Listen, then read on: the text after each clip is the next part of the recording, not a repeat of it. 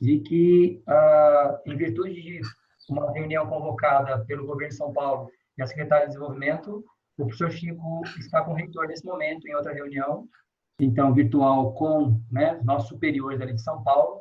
A pauta é bastante relevante, está em discussão situação orçamentária da universidade e questões da área de saúde. Então, eu gostaria de já deixar os membros esclarecidos de que, em função, então, de exercer o papel de vice-presidente, vou dar início, então, aqui à sessão, nos termos regimentais. Bem-vindos aí a todos. Boa tarde.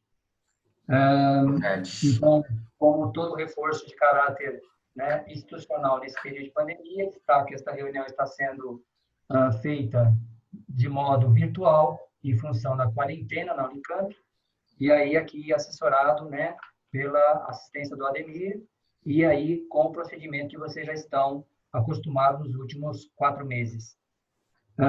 Também mantendo a tradição, dou um lembrete de microfones e câmera que puderem ser desativados, facilita a conexão, mas continuamos com o nosso procedimento padrão, onde vocês encontram na barra inferior do lado direito a situação dos participantes, onde tem a indicação da famosa mãozinha azul, e assim podem, a qualquer momento, em cada item de debate, solicitar a palavra à vontade. Como justificativa de ausência, então, temos um caso, o membro do CAISM, Karina Sugimoto, justifica a ausência sem substituição nessa tarde. Então, já desejo também de início boas-vindas a um novo membro na Câmara, a Carolina Neves, Marcondes Neves, que é a nova CTU do Instituto de Computação, né, recém-empossado no mês passado, conforme aprovamos em pauta, e também ocupa a posição de representante dos CTUs da área de tecnológicas, no lugar do Rubens, que foi transferido para a Bora. Então, bem-vinda, Carolina, e estamos, então, aqui com os devidos registros e também já registrado na ata, né, conforme na reunião passada, nossos agradecimentos ao trabalho desempenhado pelo Rubens enquanto foi membro comum na Câmara. Muito bem, pessoal, passo nesse sentido para o primeiro item da ordem do dia, que é justamente a submissão a vocês da súmula da reunião do dia 18 de junho de 2020. Ela é constante das folhas 159 à folha 181, para quem teve oportunidade de ler previamente. Então, vou dar uns instantes para, se alguém tiver que se manifestar, eu acompanhar aqui. Imaginando que não havendo manifestações, colocarei em votação por consenso geral. À vontade.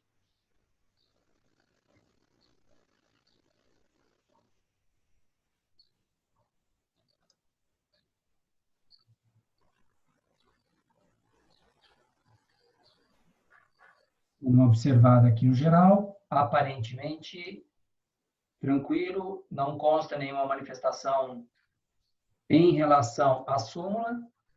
No chat não tem nada, exato. Chat também zerado, ok. Podemos considerar aprovada a súmula por unanimidade, tudo bem?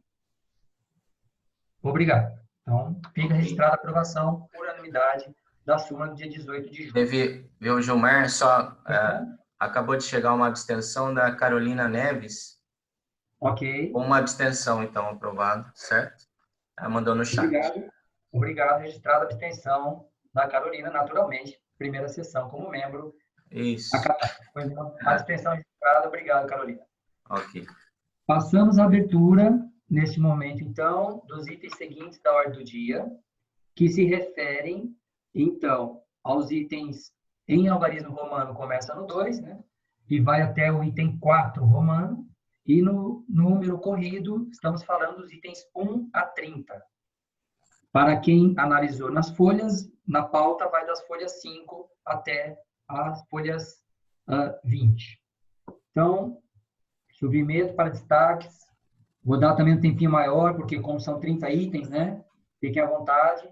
Destaques para os itens da ordem do dia, do 1 ao 30.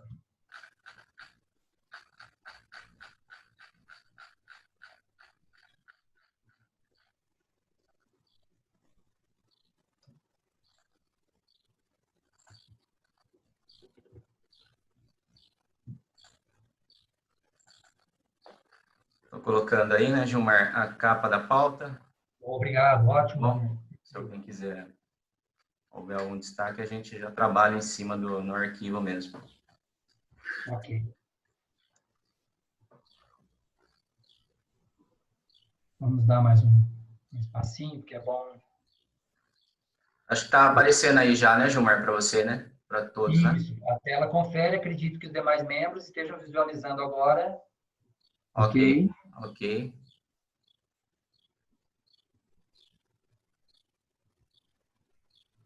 Mais 5 segundos. Percebo que, de repente, no chat também, se alguém tiver um pouco, não precisa se apressar em relação ao vídeo, mas se no chat ninguém se manifestar, em destaques.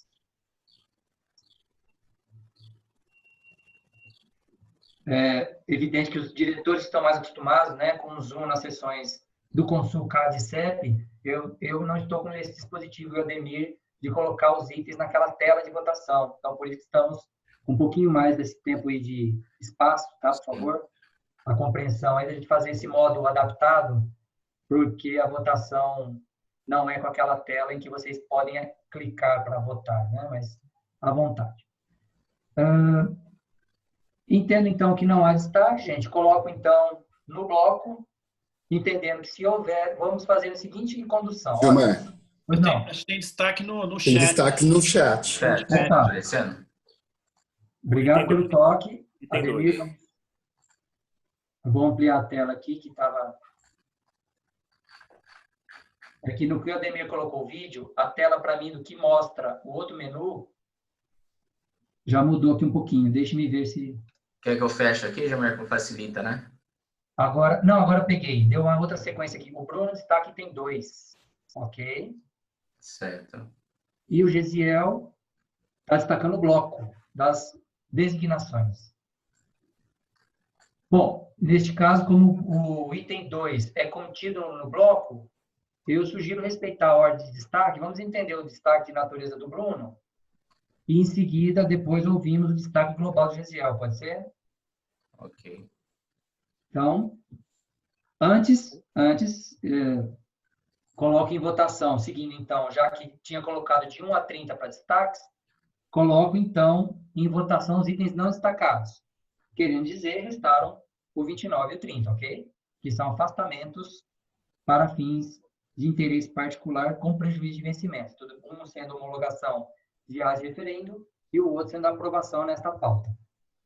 Coloco em votação os 2 itens não destacados, entendendo que, se houver contrários, se registrem no chat, por favor, e, em seguida, as abstenções.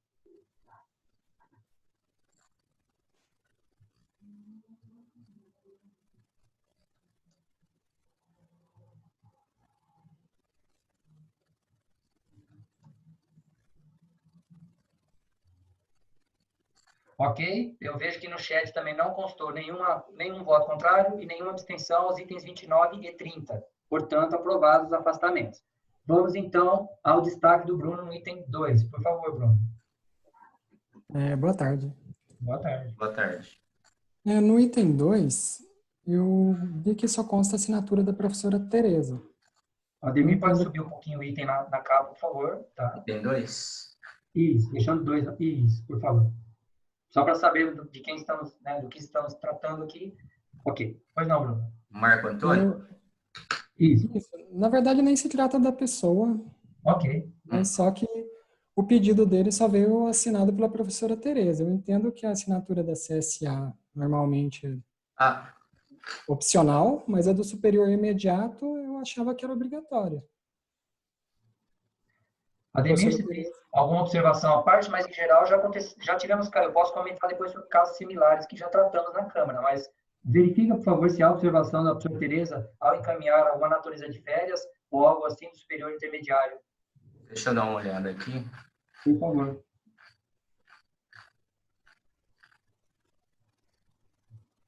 Eu citei férias, gente, porque mesmo em quarentena as pessoas estão marcando férias, tá? Então, um dos fatores que pode explicar isso é a ausência da chefia imediata nesse momento na CGU. Sim, devido à pandemia, né? Então... Eu imaginei que talvez pudesse ser pela pandemia, mas achei melhor destacar, para que a gente tenha alguma justificativa, pelo menos fica gravado.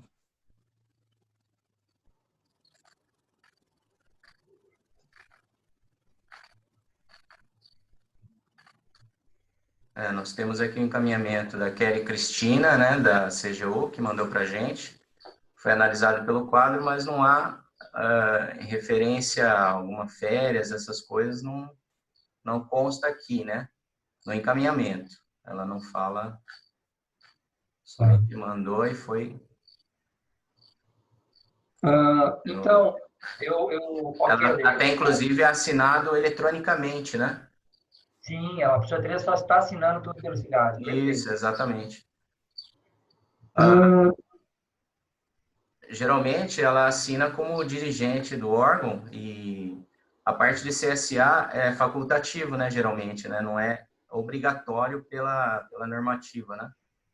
Mas... Isso. A parte de CSA, sim, mas a da chefia intermediária eu entendia que era obrigatória. Isso, Bruno, mas deixa eu destacar aqui um pouquinho com um comentário para os demais membros. Trata-se de uma estrutura que, como vocês estão vendo, é recente, né, recém-certificada, e também de uma designação de assistente técnico. Os assistentes técnicos respondem, na verdade, nem sempre a um gerente de divisão ou de serviço. Na verdade, ele é, aliás, no mesmo nível de coordenador de serviço, o AT estaria no mesmo grau de complexidade gerencial. A diferença aí é que é na CGU, um órgão em que a coordenadora-geral da universidade já ocupa também o papel da hierarquia maior, né? Então, do ponto de vista concreto, não há impedimento, porque qualquer outra, vamos supor, assessoria, vamos chamar assim, intermediária entre esse AT e a professora Tereza, não é pré-condição de que tenha que assinar o formulário neste momento, porque o assessor, por exemplo, assessor docente, a CGU tem na estrutura algumas câmaras e comissões que são gerenciadas por assessor docente. Ele nem sempre exerce o papel de hierarquia superior sobre a equipe técnica. Então, justifico aqui, como já tivemos em outros casos nas unidades ou órgãos, em que o dirigente maior pode mandar um AT direto para a pauta e não necessariamente, Bruno, tem que ter sessão, serviço ou coisa assim assinado no formulário. Então, é só essa observação. O item atende os requisitos de estar em pauta. Então, fica a juízo, claro, da Câmara de outros membros que quiserem se colocar. Gilmar, tem observações no chat falando sobre essa mesma situação. Acredito que seja isso mesmo. Pois não, vamos pegar aqui. Mônica comenta, a professora Tereza não poderia ser superior imediata? Pode, perfeito. E também Margarete, não seria a professora Tereza a chefia direta também?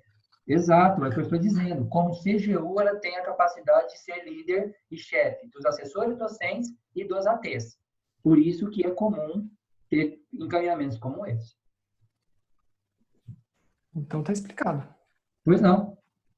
O Daniel levanta-se também o papel do senhor Paulo Lício, mas não, viu, Daniel? Não é o mesmo caso, porque a CITIC tem uma outra natureza de trabalho que é o EC, que aí lá já tem o professor Sandro e o senhor Paulo Lício, que são comuns à CITIC. Embora, no todo, a CITIC responda à CGU. Essa diretoria, assistência de infraestrutura da CGU, é atrelada ao trabalho CITIC, mas não é necessariamente submissa ao Paulo Lício, que exerce também acumula o cargo de assessor na CGU. Então, só para ficar bem claro que nós estamos nítidos quanto a essa estrutura na CGU. Legal. Então, todos esclarecidos, Bruno e Daniel, sem prejuízo do que virá de comentário do Gesiel, porque agora entramos no mérito do item 2. Portanto, coloca em votação o item 2 separadamente, uma vez que o Gesiel destacou do 1 ao 28. Gilmar, posso pois não, opa. intervir aqui? Só, boa tarde a todos, perdão. Boa tarde, professor. Tive que entrar com atraso aqui. Agradeço bastante ao Gilmar por ter dado início à reunião por mim. Peço desculpas a vocês todos. Nós estávamos reunidos neste momento com uma equipe da Secretaria de Planejamento Econômico do Estado de São Paulo, visando conseguir recursos adicionais para a área da saúde da Unicamp, nesse momento em que, enfim, estamos com uma séria falta de recursos orçamentários aqui. Então, peço perdão pelo atraso.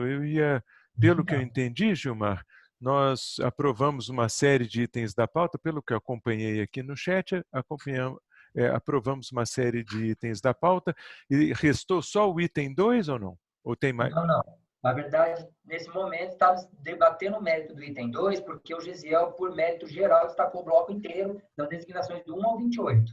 Foram votados 29 e 30, ok. Só que o 1 ao 28, eu primeiro quis entender o destaque que era isolado do Bruno do item 2, já esclarecido, estava no regime de votação do item 2, para que depois tratasse do 1 ao 28, conforme o Gesiel destacou. Ah, tá ok. Então é só porque eu posso lançar aqui como é que chama? Um questionário para que os membros... Perfeito. Isso. Se já estamos nesse ponto de colocar em votação o item 2, eu posso lançar isso? Posso fazê-lo? Pode, por favor. Estávamos exatamente no encaminhamento de votação, não havia destaque sobre o item 2 mais. Isso, perfeito. Então vocês vão de ter recebido aí o formuláriozinho para a votação desse item 2. Não, desculpe, senhor, apareceu o resultado aqui, deu um chute aqui, daí estava aberta a votação em áudio. Agora já vi favorável 100%, não pode ser, talvez. Zerar aí, por favor. Estamos aqui, já temos 12, 13 votos agora.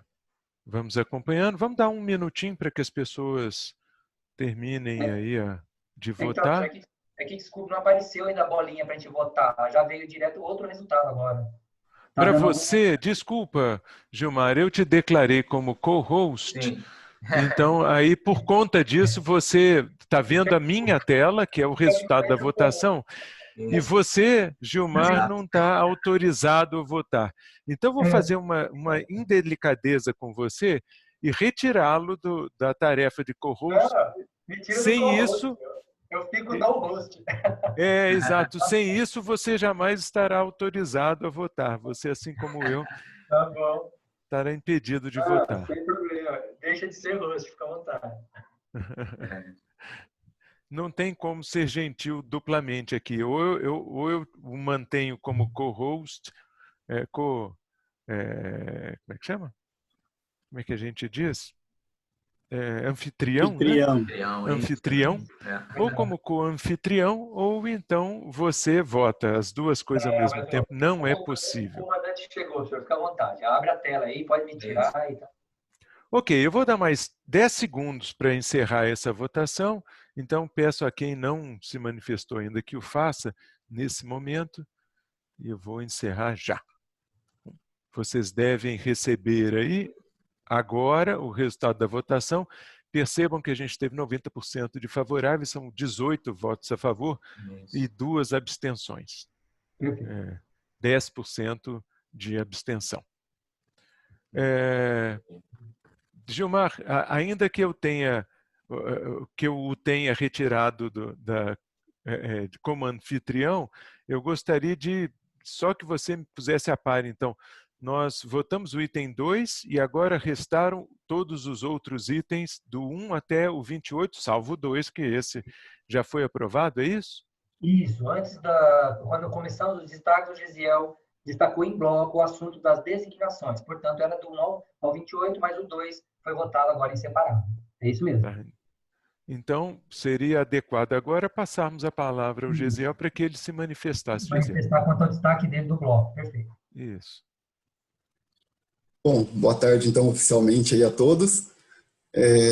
O meu destaque, assim, vai no sentido de uma preocupação, né? Não é nada relacionado aos nomes que foram indicados, simplesmente por conta da Lei Complementar Federal 173/2020, acho que nós já falamos um pouco dela na reunião passada. Na reunião passada eu já fiquei com essa preocupação, agora de novo eu estou vendo uma outra preocupação, porque o incremento, uma coisa que me chamou a atenção é a questão do incremento anual que tem causado essas designações, né? Na reunião passada foi um incremento anual de 394 mil, para o incremento dessas designações é 442 mil. E aí, trazendo para a Lei Complementar Federal 173/2020, o ponto que diz que não pode, né, fica proibido até 31 de dezembro de 2021, criar ou majorar auxílios, vantagens, bônus, abonos, verbas de representação ou benefício de qualquer natureza. Aí a minha dúvida o fato de estar gerando um incremento, não está aumentando o gasto público aí no sentido de estar indo contra essa lei federal. Me parece que comentaram algo no sentido de a certificação foi feita antes, mas mesmo tendo sido feita antes, poderia haver esse incremento de valores nesse tema, né, no tema designações. O destaque era mais nesse sentido mesmo, para ficar claro, entendermos um pouco mais aí sobre essa questão da lei federal frente a esses gastos que estão aumentando. Gisele, essa sua pergunta... Desculpa. Com o professor Chico, esse esclarecimento que já toca um pouquinho no que foi tratado na reunião passada, mas à vontade. Gisele, essa sua pergunta é absolutamente pertinente, muito obrigado. Esse assunto também nos preocupou, se nós poderíamos fazer essas designações, porque naturalmente isso induz a um aumento do gasto. Na verdade, fizemos uma consulta PG, que por sua vez fez consulta a outros órgãos do Estado e verificou o que está sendo praticado em outros órgãos e nos autorizou a manter as designações. Repare agora que as designações não causam como é que chama? Incremento provocado pela incorporação. As gratificações agora elas não são mais incorporadas, então é como se elas tivessem um valor fixo que vai ser empregado pela universidade de forma rotativa, né? Sai uma pessoa, ingressa outra, e desde que, segundo a PG, desde que a gente não exceda aquilo que está previsto na deliberação consular 16 de 2019, não há problema em mantermos a designação, mas essa sua preocupação também foi nossa e também foi da PG, que fez uma pesquisa que se debruçou em particular sobre esse assunto e nos autorizou a manter as designações tal como elas vinham ocorrendo, sem nenhum impedimento pelo fato de as pessoas, ao assumirem, haver uma diferença entre aquela pessoa que deixou o cargo e aquela que está assumindo nesse momento. Não há nenhum impedimento, só porque a anterior já tinha uma parte do valor incorporado e a nova não tem uma parte menor ou não tem nenhum valor incorporado. Então, para o nosso alívio, né, a PG descobriu que não há impedimento legal para que a gente mantenha. Motivo pelo qual, esse é o único motivo pelo qual mantemos ou mantivemos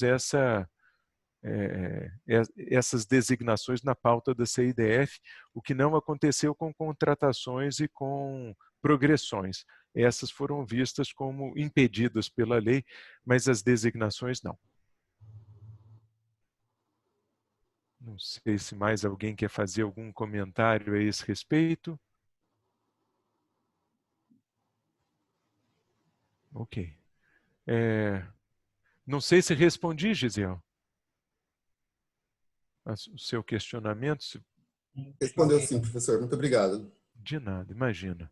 E eu agradeço pela sua pergunta, que de fato é uma pergunta que afligiu a todos nós aqui, né? Assim que saiu a lei, nós, se fizéssemos uma interpretação, quer dizer, a lei é sempre vaga, de tal maneira que é muito difícil ter certeza dos detalhes. Então, a primeira coisa que nós fizemos foi recorrer à PG para ver que tipo de atividade que as câmaras da universidade tinham, quais podiam ser mantidas e quais não podiam. E, felizmente, essa pôde.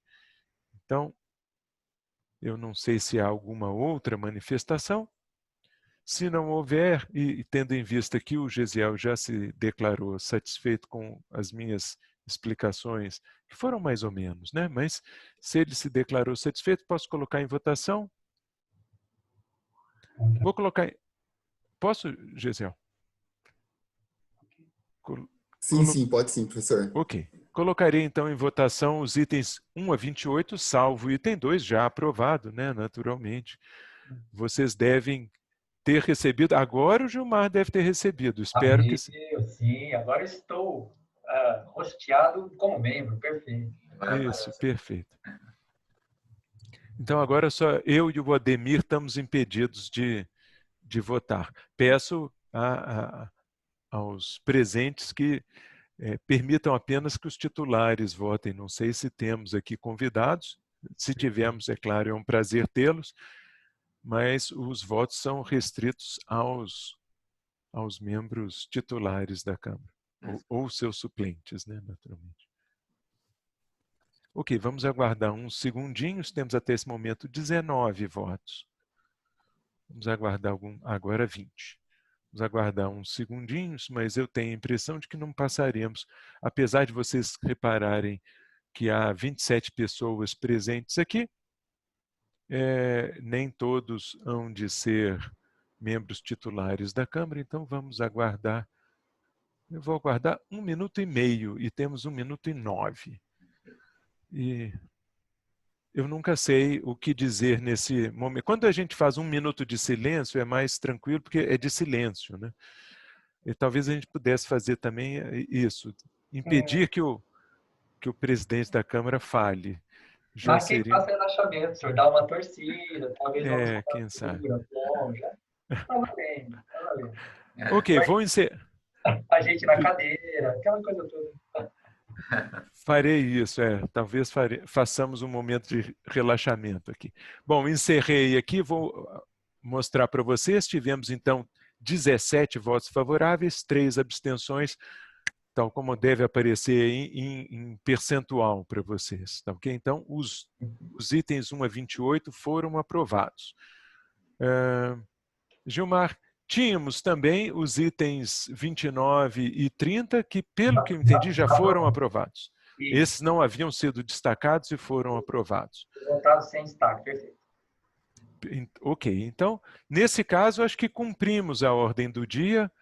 Se eu não estou enganado, podemos passar ao expediente. Aqui no expediente, vocês devem ter reparado que há alteração da composição dos membros da CIDF, com a indicação da Carolina, do IC em substituição ao Rubens. Eu não sei se a Carolina está presente. Está, né? Então, Carolina, puxa. Carolina está. É um prazer tê-la aqui conosco. Seja muito bem-vinda à Câmara. É ótimo tê-la aqui em substituição ao Rubens. E esperamos que você contribua bastante aqui para a CIDF nesse período em que você será representante, em particular, do IC, né? Seja muito bem-vinda. Obrigada, professor. Imagina. E então, passemos ao expediente, além das boas-vindas a Carolina, passemos ao expediente. Não sei se as pessoas desejam se manifestar. Se quiserem se manifestar, eu peço que levantem a mão. Eu já vi aqui que o Bruno levantou a mãozinha azul. Lembro que se vocês clicarem no ícone participantes que aparece no rodapé, eu estou me referindo à janelinha do Zoom para quem trabalha com o aplicativo no computador. Pode ser um pouco diferente num celular, num tablet, ou mesmo para quem entra via navegador. Mas para quem está trabalhando no aplicativo do computador, se vocês clicarem no ícone participantes na parte de baixo, vai abrir uma aba à direita e ali há uma mãozinha azul que foi levantada pelo Bruno e a quem eu passarei a palavra, mas se mais alguém quiser se manifestar aqui no expediente, eu peço que o faça levantando a mão. Bruno, por favor. Boa tarde, professor. Eu só queria saber se tem alguma novidade, que da última vez eu já tinha levantado esse ponto e você me disse que se houvesse tempo conseguiria ver sobre a questão da avaliação de desempenho. Se teve algum avanço, se tem algum planejamento de etapas próximas, que seria bom, já que a carreira a gente não vai ter, pelo menos caminhar nesse ponto.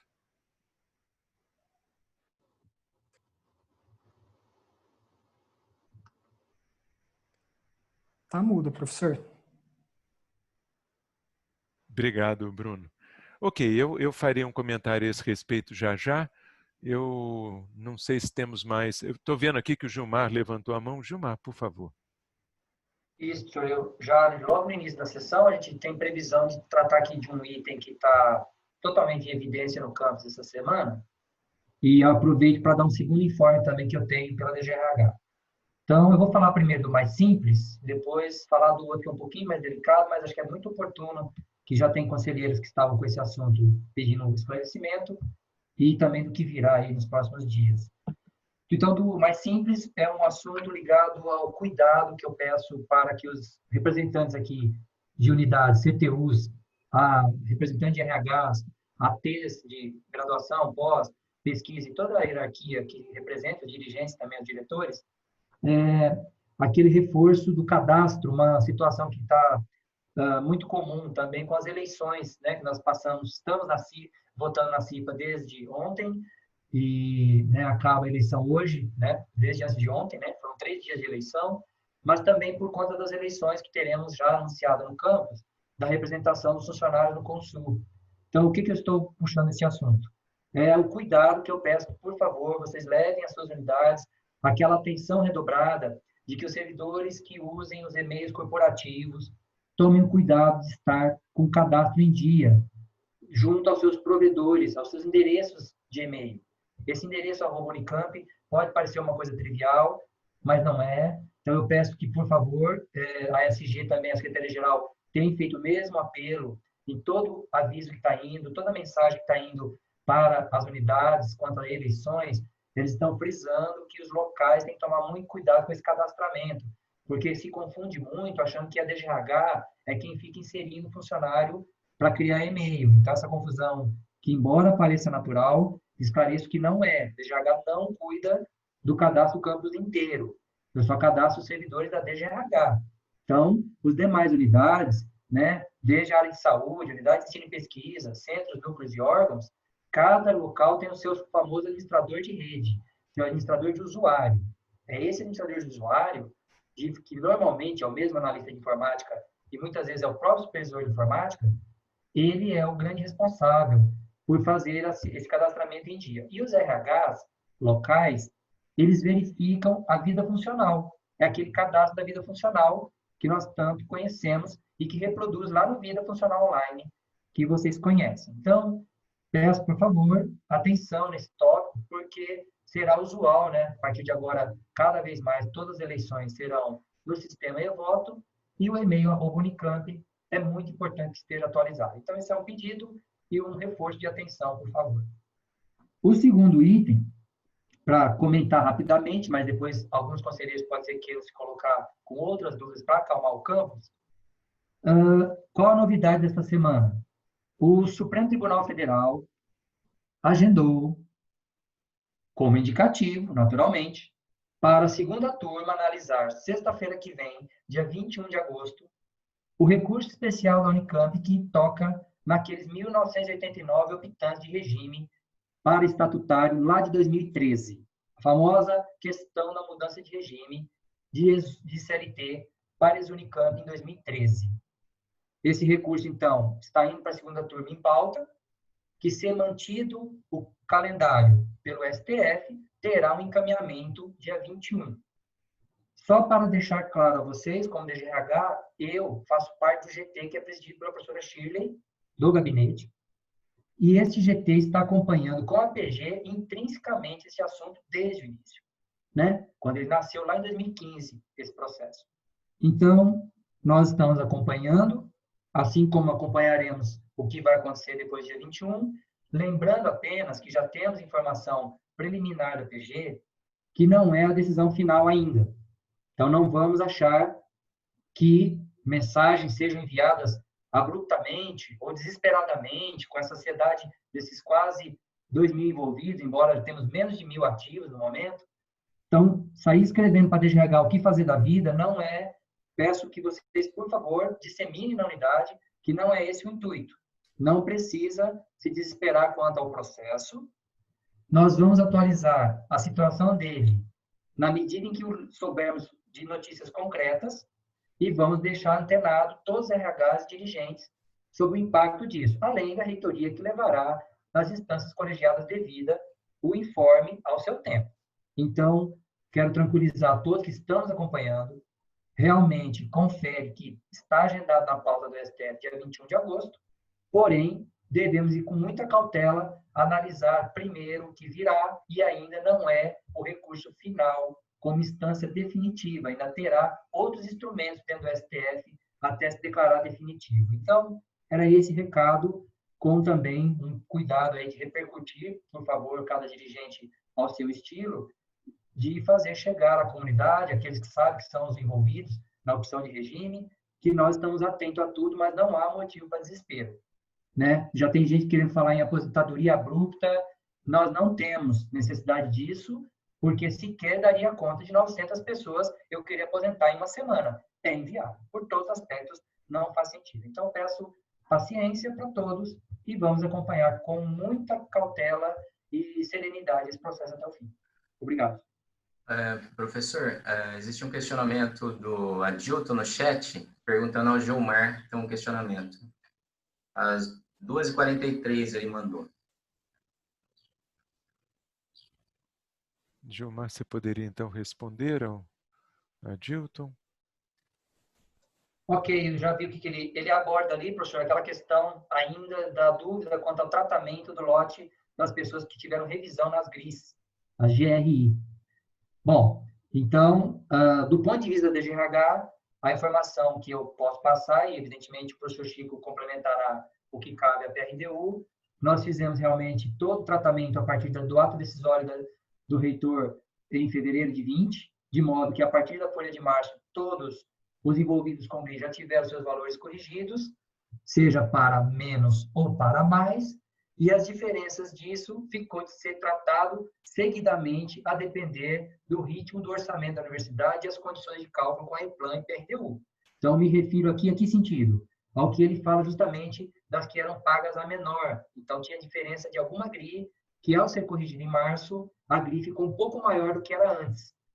Portanto, não foi aplicado realmente nada ainda para esse acerto, porque foi destacado, conforme a reunião dos dirigentes, lá no anúncio da decisão em fevereiro, nós dissemos que as GRIs que fossem a maior seriam estudadas posteriormente quanto ao caso, ao período e aos valores, para depois a PRDU, dentro da capacidade orçamentária da PDO, fazer um plano de ressarcimento a esses servidores.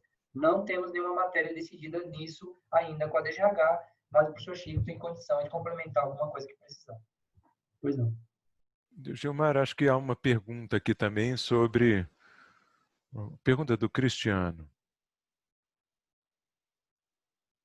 Justamente o Cristiano traz a questão que eu acabei de tocar, se o prazo da aposentadoria continuará 90 dias. Esses 90 dias, gente, é de fluxo regular para chamado processo normal, né? Porque a contagem de tempo tem que ter. Toda a instrução de uma pessoa que pede aposentar precisa saber se não tem tempo de serviço externo, se não envolveu o INSS, se não há disparidade em nada, se tem licença-prêmio pendente para tirar, ou férias. Então, por isso que 90 dias é o prazo usual.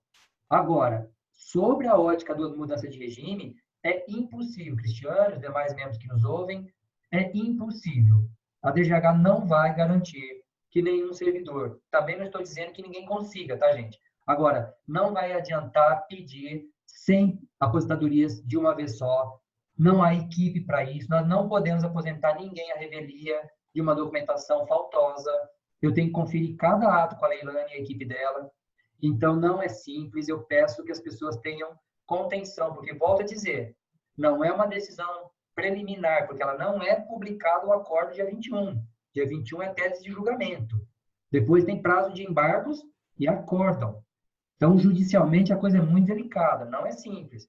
E não é por isso que alguém que está pedindo uma aposentadoria vai dizer que está sendo prejudicado ou não, porque entrou o processo digital na DGH no dia 20. É impossível. Eu queria pedir a todos que nós não entremos nesse jogo de transferir aflições, porque eu já estou assumindo aqui que a DGH não dará conta disso. A reitoria sabe, que é a PG também sabe, é humanamente impossível qualquer instância de órgão público garantir isso, porque é um direito em cima de outro. Eu não posso querer acalmar as pessoas garantindo de aposentar todo mundo dia 21. É impossível, pois não. Ok, temos aqui o Daniel que gostaria de se manifestar. Daniel, por favor. Oi, obrigado, professor. Gilmar, enfim, eu não estou nesse grupo aí, então eu nunca tive que me preocupar com essa situação. Mas eu queria entender, as pessoas acham que aposentando, elas ficariam fora de um eventual retorno do estatutário para a CLT? Porque às vezes deixando isso claro, tipo, a aposentadoria não interfere em uma eventual mudança, retorno para o que era, talvez as pessoas não se aposentariam, né? Não sei como é que funciona isso. Pois é, eu entendo que já posso responder, né, professor? Pois é, Daniel, acontece que tem uma... Eu não vou chamar de tese, porque ela não chegou a virar um documento lá no recurso especial, mas tem uma tendência judicial, isso do entendimento advocatício dos escritórios, todos esses que estão nessa ação desde 2015, de que o servidor terá a chance da modulação como aposentado. Então, o que tem se falado das pessoas desde 2015 que estão aposentadas, e já são 1.000, para vocês terem ideia, 1.001 já estão aposentados em relação aos 900 que estão ativos, porque agora já inverteu a estatística. Temos menos ativos do grupo agora do que aposentados. Desde 2015 já aposentou a maioria. E, no caso, 44 já faleceram desse grupo. Então, o fato de estar aposentado tem sido uma constante defender para os advogados que, na hora que virar um recurso individual, as pessoas vão ter mais força, mais vantagem, vamos dizer assim, de não ter a reversão. Só que isso é também em tese. É tese porque pode, na hora da consumação da sentença, o acórdão, lá na frente, um dia, o STF vai ter que explicar o como que volta. E esse como volta para o regime e quais as implicações de desaposentar alguém é profundo. Por isso que eu digo que não é simples. Eu diria que não há motivo de desesperar de sair aposentando, mas também que faz diferença, faz. É claro que é diferente você chamar inativo de ativo, mas não é isso que vai ser assim imexível, não é irrevogável para esse grupo, porque todos que estão aposentando desde 2015 sabem que tem um processo pendente no STF, então não é inocente, entende? A questão a pessoa faz consciente de correr o risco. Essa que é a ideia. Por isso que alguns têm a ilusão de que estar aposentado é mais seguro. Pois não. Ok. Cristiano, por favor. Boa tarde. Estão me ouvindo? Estamos sim, Cristiano. Eu queria só retomar um pouquinho a questão do usuário CISI, que é o mesmo usuário do e-mail institucional. Queria que o Gilmar só esclarecesse que a questão da criação do usuário na admissão, nos últimos casos, foram feitos pela DGRH. Isso será mantido, porque ontem a gente teve uma ligação da própria DGRH perguntando com relação a quem no HC estava criando usuário CISI para os admitidos. Aí eu acabei até explicando um pouco sobre o usuário e falei assim, geralmente o usuário CISI é o e-mail e que a DGRH já cria o e-mail na admissão. Só eu queria que você comentasse um pouquinho com relação a isso, Gilmar. Um outro ponto que eu queria colocar é com relação às insalubridades do pessoal da área da saúde, principalmente da área Covid. A gente tem uma demanda apresentada já para a DGRH muito bem já fez o que o HC apontou, né? Mas ainda a gente sabe que muda números de um mês para o outro, às vezes tem um atendimento maior com relação ao Covid, às vezes menos, e a gente, em alguns momentos, as pessoas mudam, o número aumenta, e é por conta da demanda. Aumentou a demanda, vai aumentar o número de profissionais cuidando. E eu queria só que comentasse um pouquinho, o Gilmar, o professor Francisco, com relação ao compromisso, até com relação a se a DGRH, a DSTR, tiver de acordo com os profissionais que cabe a insalubridade, a questão de fazer o pagamento, que já vem acontecendo, mas eu penso um pouco com relação aos retroativos.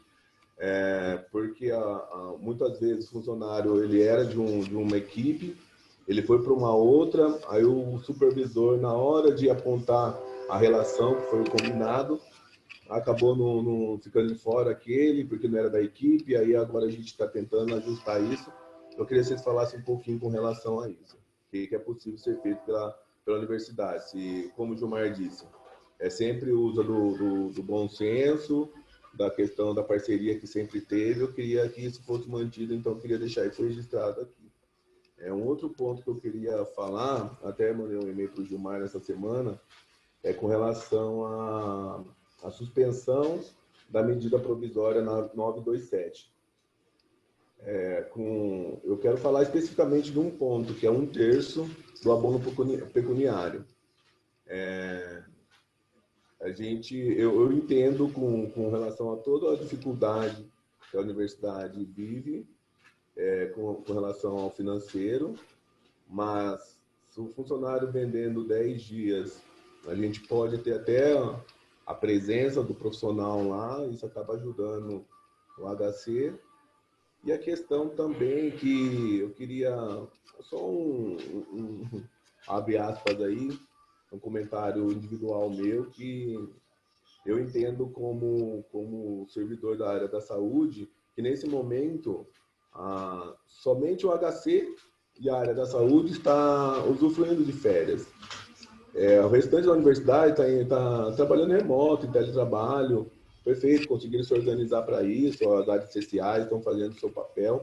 Mas se é possível se pensar, ou a universidade pensar, levar a propósito, com o professor Francisco como PRDU, Gilmar como DGRH, de repente, a gente atender a suspensão da medida provisória e os profissionais do HC que tiver interesse em vender 1/3 das suas férias, que ele possa fazer. Esses pontos só que eu queria colocar, eu agradeço aí a oportunidade. Gilmar, posso falar do usuário CISI? Pode, por favor, eu ia comentar, Giovana. Comenta da integração dos novatos contra os que são veteranos. Acho que o Cristiano fica mais claro para ele, pois não? A DGRH assumiu essa criação do usuário CISI desde o começo do ano passado e os ingressantes já iam para as unidades com o usuário criado e validado só para o RH entregar a senha para ele, que poderia ser alterada naquele dia.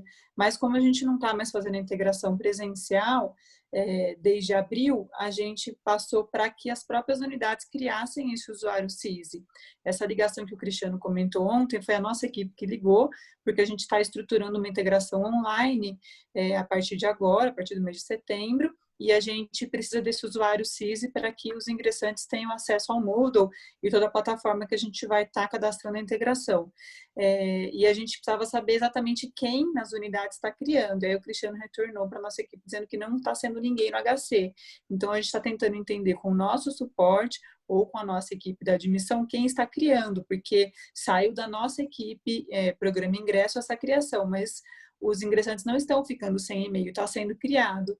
Então, a gente só não sabe exatamente quem está criando agora, mas a gente já entendeu que não é o RH do HC e a gente está tentando averiguar isso. Mas é a DGRH a princípio. Nessa situação de pandemia e quarentena, a gente está adaptando para que as unidades façam. Ok. Posso comentar rapidinho, senhor Chico, dos outros 2 pontos? Pois não, pode comentar. Okay. Então, e só completando essa linha também da preocupação do CISI, Cristiano e Maurício, depois que o Maurício também pediu para falar um pouquinho, quando tem o impasse do muito recém-contratado, esses de julho para cá, nós já acompanhamos com a ASG, no tocante às eleições, todo o cuidado de respeitar a data do colégio eleitoral. Então, só lembrar que são 2 ações mesmo, uma amarrada à outra. Começa uma pessoa nova, recebe o e-mail, seja ele como era pela integração da DGRH ou pelo usuário administrador de usuários na unidade local, com RH, mas, na verdade, não é todo novato que vai poder votar, dependendo do dia que ele entra, o colégio eleitoral tem um recorte. Então, ficar tranquilo quanto a isso. Alguns outros e-mails, quando der problema, que não for novato, nós estamos nos referindo aos veteranos, que são de cadastros antigos, servidor já de anos da Unicamp, que tem aquela velha resistência de não abrir o @Unicamp. É esse cuidado que eu estou me referindo a pedir o apoio de todos os RHs nos ajudar. No item seguinte que ele comenta, só para deixar claro também, nós estamos totalmente de acordo, a mesma coisa que ele trouxe. Todo insalubre que é tratado, inclusive os novos, admitidos na enfermagem, já são analisados tecnicamente. E a DSTR verifica a pertinência do grau de exposição de acordo com as atividades descritas pelos hospitais. Então, O que está discrepante um pouco, eu acho que aí também já está em tratamento, o Cristiano trouxe aqui, mas eu volto a dizer que a DEAS já está conosco, a PRDU e eu, ciente dos critérios de como que foram as listagens que o HC fez desde junho. Então, tratou-se até julho um lote grande e entendeu-se que a partir de julho, agora, agosto, todos que foram atribuídos para o novo fronte Covid, eles são tratados a partir de agora. Seja eles para aumentar, exemplo, se estava 100 pessoas no lugar lá e chegou mais 10 para virar fronte Covid, terão 110 reconhecidos adicional. Agora, esses 10 a mais que vão para lá, transferidos, né, relotados de outra área, não quer dizer que se fale em retroatividade. Então, assim, para nós está muito claro que o tratamento do lote insalubre é a cada caso e a partir de então, a partir daqui para frente. Porque aí a gente sabe, tem oscilações, as pessoas podem pegar atestado, tem aqueles que saem, tem inclusive demissões a pedido, infelizmente tem gente pedindo demissão do quadro de enfermagem. Então, é lógico que é impossível dizer que os mesmos insalubres de junho e julho serão os de agosto e setembro. Conforme vai mudando, vocês vão nos avisando e a DSTR vai validando se é grau máximo ou se é grau médio. É isso que está sendo tratado. Então, estamos tratando a listagem do HC, o laboratório de patologia clínica também está em evidência, a listagem está sendo tratada. Então, assim, estamos fazendo da maneira segura com o aval da DEAS e da PRDU. E o terceiro item, o Cristiano toca também, que já está na alçada do Sr. Chico. Nós já estamos em tratativas, porque tem uma resolução do GR também, que logo que saiu o MP, também teve a resolução 58/2020, que ela, baseada no Consul, contingenciou o abono pecuniário. Então, vai ter que ser tratado realmente esse assunto. Não basta que a MP caiu por carência do Congresso, que não validou, né? Ela prescreveu, mas não quer dizer com isso que nós já, este mês, já estamos assim, voltando ao normal. Está tudo ainda restrito, nós estamos aguardando a EPLAN com a PRDU definir a queda da restrição realmente, em termos de orçamento, e aí o abono pecuniário vai voltar no sistema a ser permitido marcar na Unicamp inteira, porque, como o Cristiano imagina, de fato, a maioria das férias de junho e julho foi na saúde, mas tem ali uns 70, 80 servidores das unidades de ordem que também marcam férias. Então, só que ele está ciente de que também outros servidores estão marcando férias. E eles têm as férias em quarentena. Lógico que é uma férias quarentenada, né? Vamos dizer assim. Ninguém conseguiu viajar muito, ou nada, diria, né? Mas as férias existem, 1/3 condicional é pago, só não era pago o pedido do abono pecuniário. É isso, mas o Chico pode completar. Depois eu complemento. O Maurício pediu a palavra. Maurício, por favor. Boa tarde a todos. Com relação à senha do CISI, que está sendo criada, essas coisas, o hospital tem cinco senhas com 5 contas, em todo o seu montante, 5 contas com problema. Nós levantamos a questão da eleição da CIPA e do Consul. Nós estamos com 5 profissionais com problema em suas contas, mas estão sendo tratados pontualmente. Todos os demais foram criados, já foram encaminhadas cartinhas para eles poderem estar fazendo a sua... porque ele só credencia, né, o CCUEC só credencia após a chegada, após a abertura, a pessoa, quando acessa a conta, ele credencia e informa o DGRH automaticamente, sistema sênior. Mas nós estamos está sendo feito isso de forma rápida, né? Essas 5 pessoas que ficaram é porque algumas são contratadas aqui pelo hospital, né, pela universidade, e acabam tendo outra senha, outra senha pela FUNCAMP, que era anterior, trabalhando no HES, nos AMES, essas coisas, então eles geraram 2 matrículas. Então, estão com esse problema, essas 5 pessoas estão sendo tratadas pontualmente. Com relação ao resto, está tudo correto com todos os usuários da conta CISI. E com relação à solicitação do Cristiano, né, com relação ao pagamento de 1/3, eu acho que para o hospital também é muito interessante esse pagamento, essa compra desses 10 dias do servidor, tendo em vista que acaba a ausência do servidor com as férias, acaba tendo que suprir com hora extra. Seria 2 motivos aí, seria uma economia, né? Não teria que pagar e teria gastando com o mesmo profissional essa compra. Eu acho que seria interessante pensar no caso para que a gente possa ter uma melhor solução para tudo isso daí. Obrigado. Ok, obrigado, Maurício. Não sei, não temos aqui manifestações? Bom, não tendo, acho que não temos ninguém.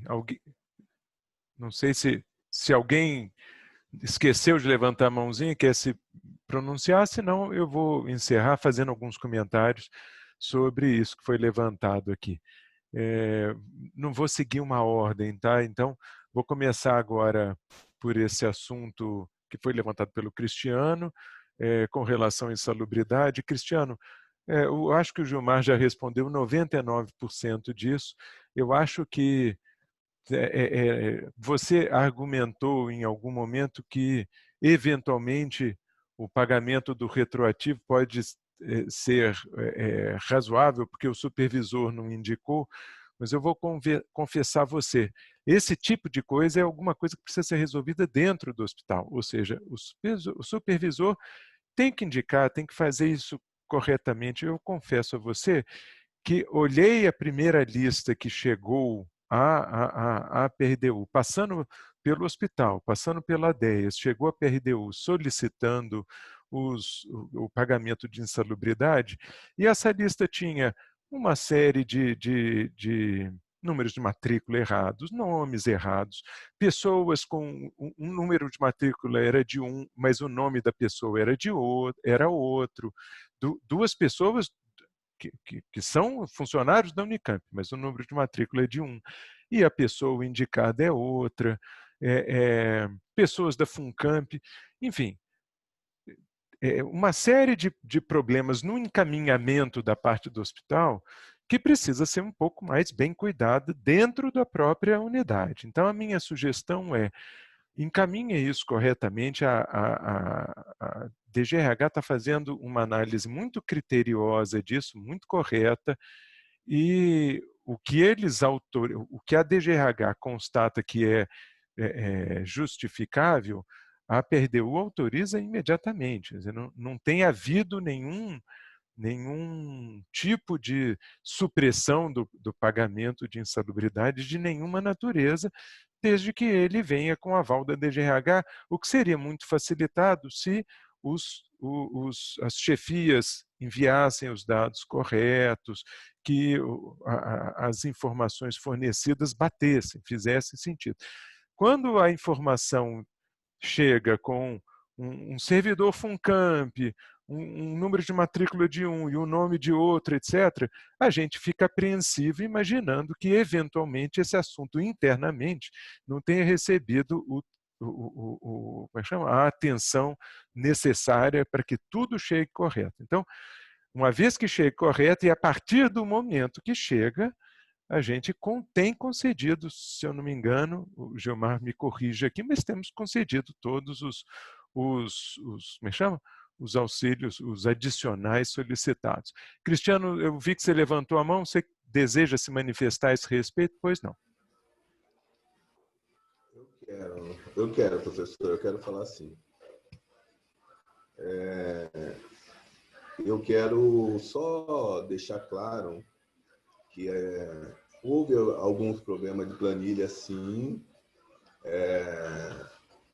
Nós fizemos em cima da hora, foi uma autorização em cima da hora, que a gente tinha a questão da insistência do HC em fazer esse pagamento, e a DES autorizou, e depois o DGH aceitou e acabou fazendo. Isso foi em 29 de junho, foi num momento corrido. Quando nós recebemos essas relações, não tivemos como conferir a enfermagem e outras áreas do hospital que fizeram essa relação, fizeram às pressas também.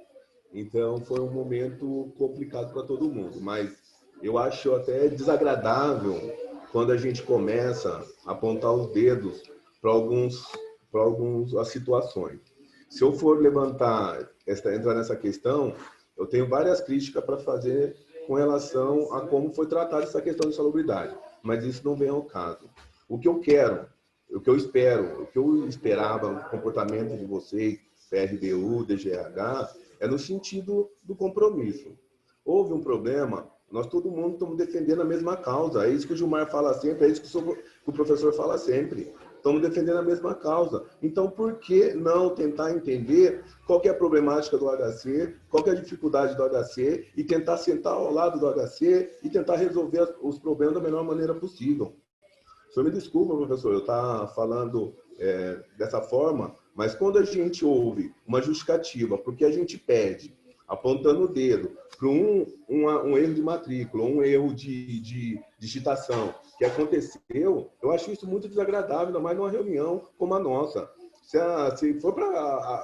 eu for apontar todos os problemas que a gente teve com relação a todo o processo, a gente fica aqui o restante da tarde. Então, assim, Tá bom.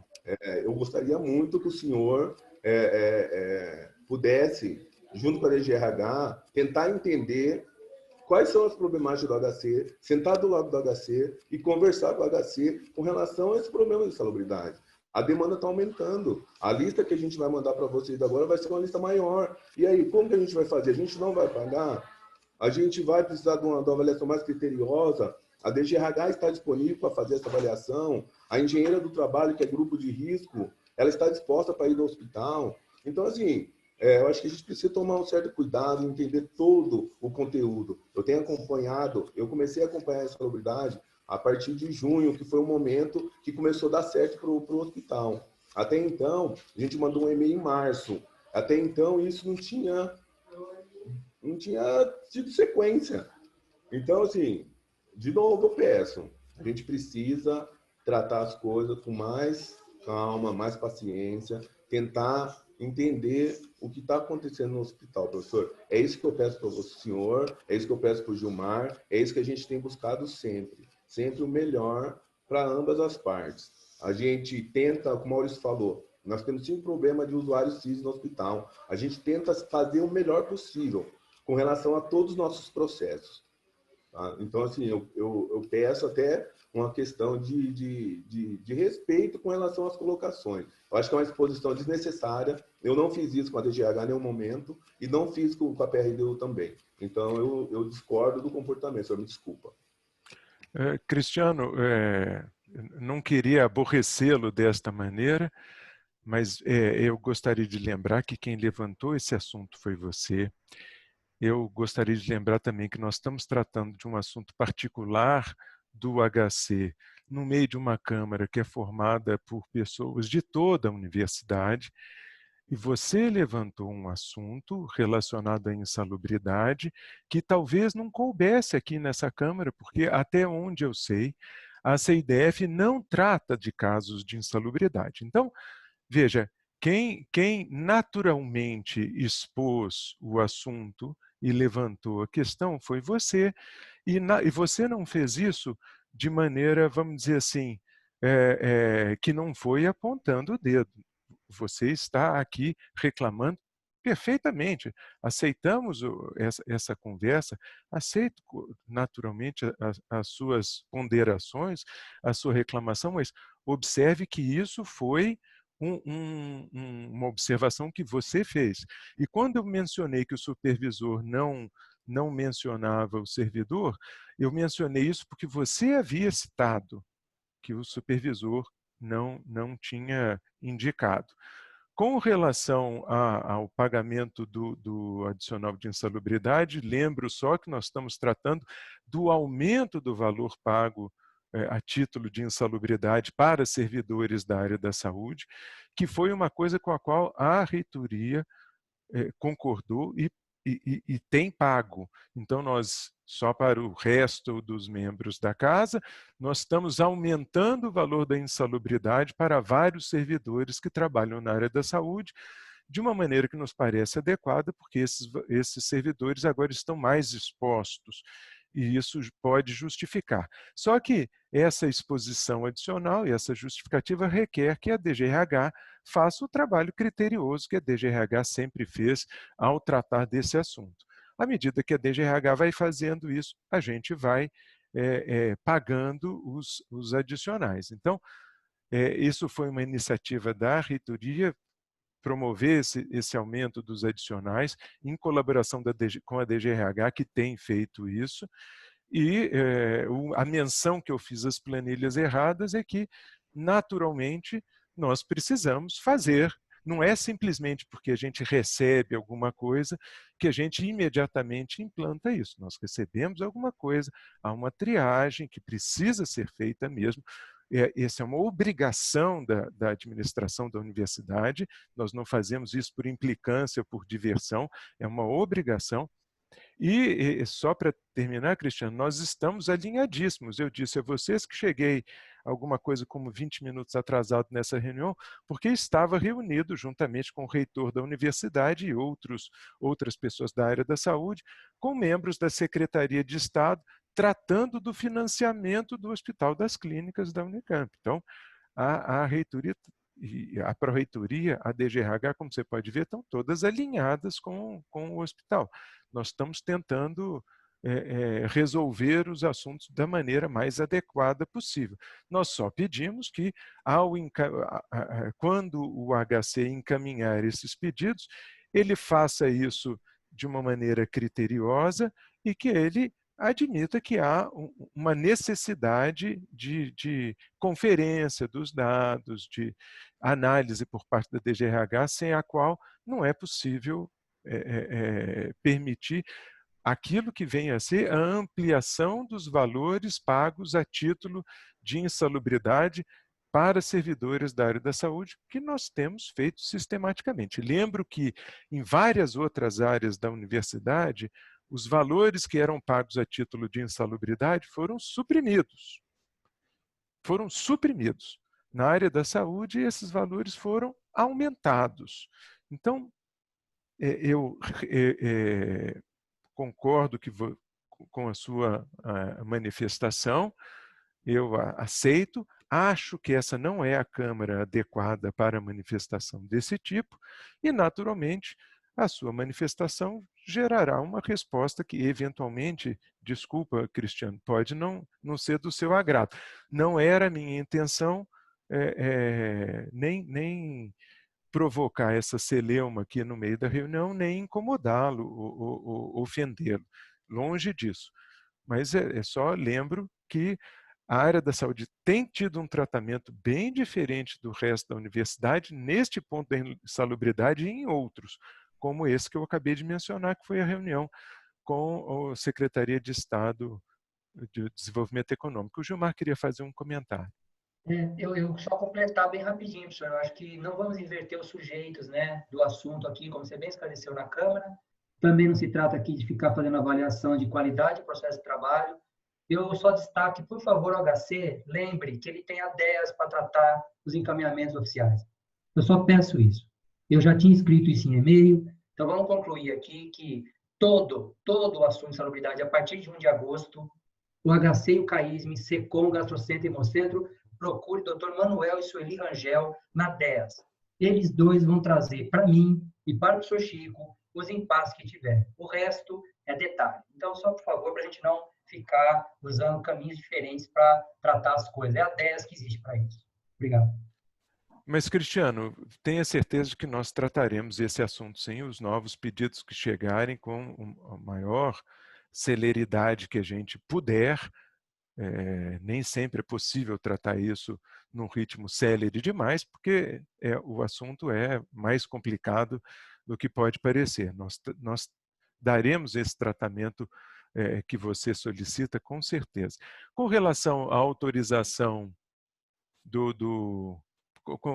com relação à suspensão do pagamento do abono pecuniário, de fato o Gilmar me alertou isso, aí nesse caso eu assumo a responsabilidade por não ter feito isso. Nós havíamos suspendido esse pagamento como uma medida de contenção de despesas, porque isso era autorizado pela legislação em vigor e a universidade passava e ainda passa, na verdade agora passa até num grau mais elevado, por uma situação financeira difícil. Então, isso o Gilmar me alertou há alguns dias, eu não sei precisar exatamente qual é o prazo, porque eu estou meio gaga, já perdi a data. O Tiago me encaminhou recentemente uma planilha indicando os valores que a gente destinou a isso em 2019 e 2020. Eu vejo que o Tiago está com a mão levantada, eu vou passar a palavra para ele imediatamente e nós vamos resolver isso. Eu prometo a você que resolveremos isso no menor tempo possível. E este problema, eu confesso que a responsabilidade é minha mesmo. Então, a volta dessa suspensão exigirá uma decisão, houve uma decisão da universidade a respeito da suspensão desse pagamento, nós teremos que ver como, se é indispensável, como é que chama? Retroagir, né? Eliminar essa norma interna a esse respeito e como a gente deve fazê-lo. Então, isso ainda está sob análise e isso está sobre a minha mesa. Eu pedi algumas informações ao Gilmar, pedi algumas informações ao Tiago e eles me deram essas informações recentemente, agora eu preciso tomar uma decisão. Eu ia passar a palavra ao Tiago. Tiago, você queria se manifestar, por favor? Boa tarde a todos. Na verdade, professor, eu só ia complementar que a pergunta foi feita por causa da medida provisória, mas a gente tem que se atentar que no decreto do Estado também é citado esse item. Então, talvez seja preciso, além de uma decisão, algo maior da PG para verificar o que vale, assim, porque além da medida provisória federal, tem um decreto do governador que fala que é durante a pandemia, que é mais ou menos o que a universidade tratou durante esse período, né? Então a gente tem que fazer análise dessas duas leis. Exato. É só isso, obrigado. Obrigado, Tiago. Eu tenho a impressão de que a norma interna que nós usamos para aplicar essa regra faz referência como é chama? A norma estadual, não diretamente a federal. Não tenho bem certeza, mas eu conferirei. E, de qualquer maneira, isso que o Tiago acabou de mencionar é importante, né? Então, nós estamos averiguando, e precisamos averiguar mesmo, se é legal manter isso ou se precisamos suprimir, e se for necessário suprimir, suprimiremos. Essa foi uma medida que visava a redução dos valores gastos com o pessoal aqui na universidade com medida de contenção. Eu vi que o Maurício fez uma observação com relação às horas extras, que também é pertinente e que também precisa ser levada em consideração no que diz respeito especificamente a esse abono pecuniário. Então, nós vamos levar, esse comentário do Maurício é importante, vamos levar isso em consideração, vamos ver se é imprescindível voltar atrás e voltar a conceder esse pagamento, ou se não é. Mas lembro que a gente passa por uma situação particularmente difícil do ponto de vista financeiro e isso tem afetado bastante a universidade. Bom, fazendo um comentário agora, ficaram duas coisas pendentes, um comentário do Adilton sobre as GRs pagas com valor menor. Adilton, de fato, nós vamos fazer o pagamento disso. Nós temos uma dificuldade aí, que é o levantamento exato. Quando a gente faz a correção do valor, e essa correção do valor no sentido de diminuir aquilo que foi pago, que foi o que aconteceu com a maioria dos funcionários da Unicamp, sendo absolutamente franco. Com a enorme maioria, aconteceu com vários de vocês aqui presentes, aconteceu comigo também. Com o recálculo da gratificação no início desse ano, muitas pessoas passaram a receber menos. Quando as pessoas passam a receber menos, é absolutamente trivial fazer a correção, porque ninguém exige o pagamento retroativo. Aquilo que a pessoa recebeu a mais não precisa ser devolvido à universidade. Então, o cálculo é só o cálculo do novo valor. Quando a gente pega as gratificações que foram incorporadas a menor, né, a menos, incorporou-se um valor menor do que aquele proveniente do novo cálculo, aí, infelizmente, é preciso pegar caso a caso, um por um, ver exatamente em que período, em que período é mês a mês, né? Mês a mês de todas as pessoas que receberam, que incorporaram gratificações em valor menor. mês a mês, desde o momento em que elas começaram a incorporar até 2019, quando cessou a incorporação de gratificações. E esse é um trabalho um pouquinho mais lento. Se eu não me engano, a DGRH estava providenciando isso. Depois que a DGRH providenciar essa conta, a PRDU vai combinar com as pessoas que têm gratificações incorporadas pagas a menor, vai combinar em quantas parcelas isso vai ser pago. Naturalmente, se o valor for pequeno, é possível pagar mais rapidamente. Se o valor for alto, talvez a gente parcele isso. É basicamente isso. Está sendo muitíssimo claro sobre o procedimento que a gente adotará nesse caso. E não há nenhuma outra maneira de abordar isso, porque se nós pagamos a gratificação de forma incorreta e a pessoa recebeu um valor menor, ela faz jus ao valor integral, nós temos que pagar. Então, desculpa, o Gilmar queria fazer um comentário. Rapidinho, só para já aproveitando o assunto, né, professor? A última preliminar que fizemos, estamos falando em torno de 76, 80 casos. São 80 casos, praticamente arredondando, que tem essa dúvida entre R$1 de GRI maior, que seria, ou N reais. Então, nós vamos realmente continuar esse relatório, porque o assunto não é simples, como nada é, né, nesse assunto da GRI, porque tem que tomar cuidado quem teve a GRI até 2019, mas também havia aquela diferença quem ainda estava em cargo, não estava em cargo ativo. Então, são muitas continhas a serem feitas. Por isso que não é simples, mas não se trata também de um universo muito grande.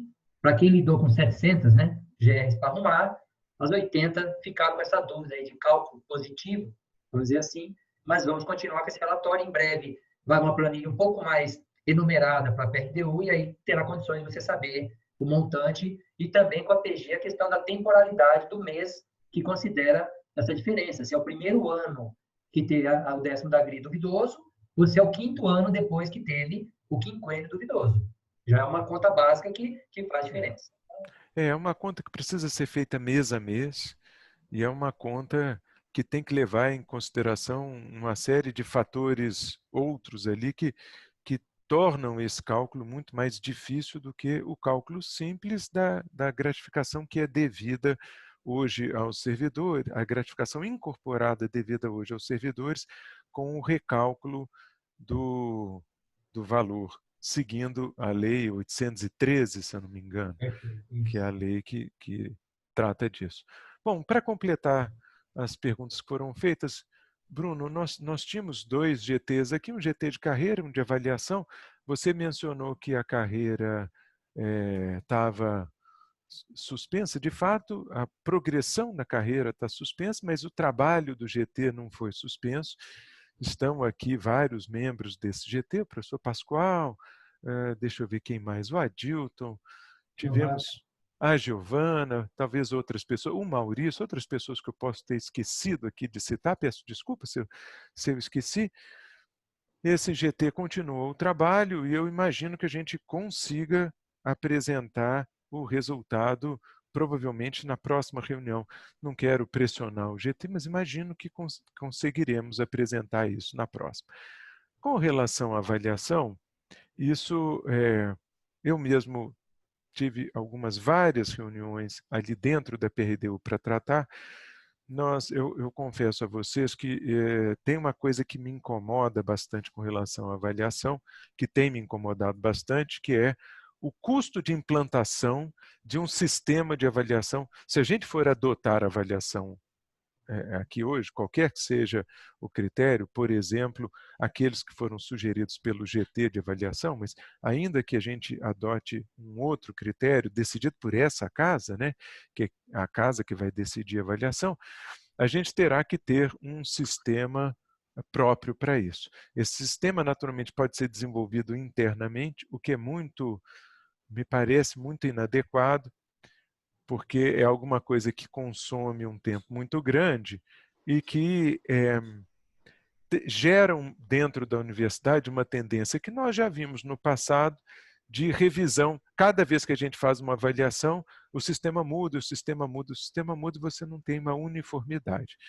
Então, passei aqui esse último mês conversando com a Luciane, lá da da PRDU, que, por sua vez, conversou com algumas pessoas dentro da DGRH para que a gente investigasse a possibilidade de aquisição daquele módulo da Sênior para tratar da avaliação e qual seria a facilidade de ajuste daquele módulo às recomendações do GT de avaliação ou de outras eventuais recomendações sugeridas por essa casa. Do ponto de vista da adequação do sistema da Sênior, a gente detectou que isso é possível, que o sistema é moldável a uma gama muito grande de perguntas acerca da avaliação, de tal maneira que ele seria adequado, por mais que a Câmara que decidisse fazer questões um pouco diferentes, o sistema era moldável a isso, então nos pareceu que o sistema era adequado.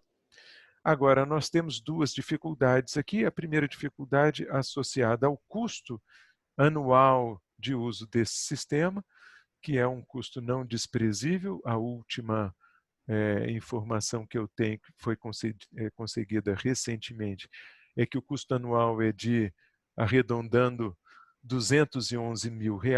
Não é um valor excessivo, mas também não é um valor desprezível. E a segunda coisa é a dificuldade que nós teríamos de uso desse sistema em função das informações que precisam ser fornecidas para que ele venha a ser empregado na avaliação. Já fizemos uma apuração dessas informações, ainda não temos uma informação precisa sobre o tempo que seria necessário para que essas informações fossem introduzidas e para que a gente pudesse, então, finalmente dar início à formatação dos formulários de avaliação. Então, em que pé que nós estamos? Avaliamos as informações que precisam ser fornecidas, essas informações estamos agora apurando quanto tempo gastaríamos para introduzi-las. Uma vez que elas estejam introduzidas, ou em paralelo, a gente pode definir quais são as questões que a gente julga pertinentes para os formulários todos de avaliação.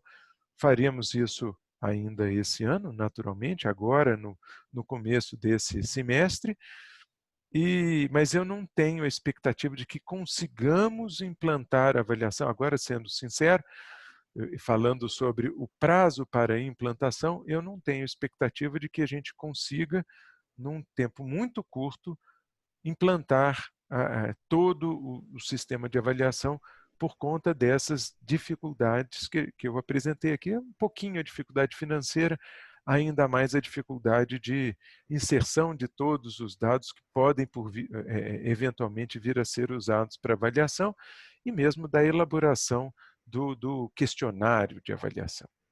Então, esse assunto também vai voltar à casa. A gente estava só levantando essas informações. Eu vou apresentar essas informações consolidadas aqui para vocês. Se tudo correr bem, eu as apresento na próxima reunião. Elas consumiram um pouco mais de tempo do que a gente esperava, porque foi um pouco mais difícil de obter tanto os dados internos como os dados da empresa, da Sênior mesmo, a respeito do que era necessário.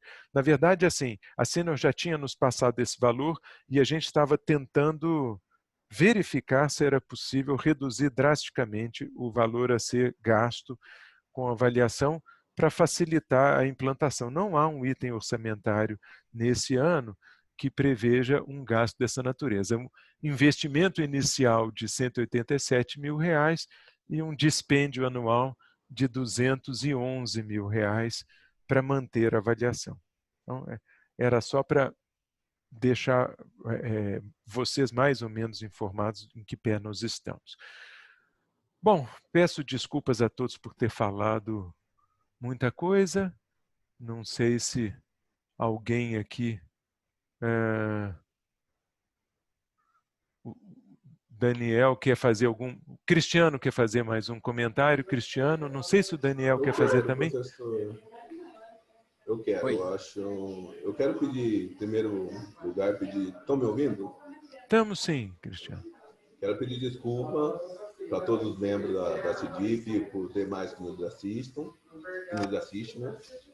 Mas sempre, eu como representante dos funcionários do HC, da área da saúde, como membro, como presidente da CSA, eu tenho que trazer, e eu sempre vou trazer, enquanto eu estiver aqui, problemas relacionados aos servidores. Quando isso fugir da alçada da área de negócio. Então, eu só quero deixar claro que toda vez que eu trago algum assunto para a CIDF, é por conta que já foi negociado na área de negócio. Professor, eu peço desculpa ao senhor como presidente. Eu confesso que eu fiquei um pouco chateado, mas faz parte do dia a dia. Vamos tentar alinhar isso aí, conversar com o DEAS, a gente já conversa com o DEAS, então o processo está seguindo o fluxo que a DGH apresentou. Então, é só a questão do retroativo. Eu me preocupo com o retroativo, sim. Por mais que falam sempre da questão do orçamento da universidade, eu acho que é de direito do funcionário e a DSTR apontando esse direito, eu acho que eu vou insistir sempre nisso. Tá? Então, peço desculpa para os membros, por mais que o professor não concorda que é assunto de CIDIF, mas sempre que fugir da área de negócio, eu vou trazer para a CIDIF. Muito obrigado. Cristiano, nunca fico aborrecido com você, é sempre um prazer conversar, já fizemos algumas outras reuniões particulares, se você quiser trazer, veja, você trouxe um assunto e nós respondemos aquilo que nos pareceu pertinente ao assunto que você havia trazido. Você depois ficou um pouco aborrecido com a resposta que demos, mas, enfim, se você julgar, ou se os membros, se as pessoas que são por você representadas julgarem que o assunto deve ser trazido à casa, traga o assunto, responderemos da melhor maneira possível.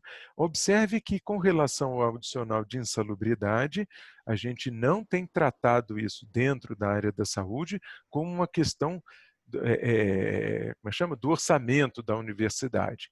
Não vamos misturar as coisas. O orçamento da universidade é uma preocupação constante nossa, deve ser uma preocupação de todos os membros da universidade.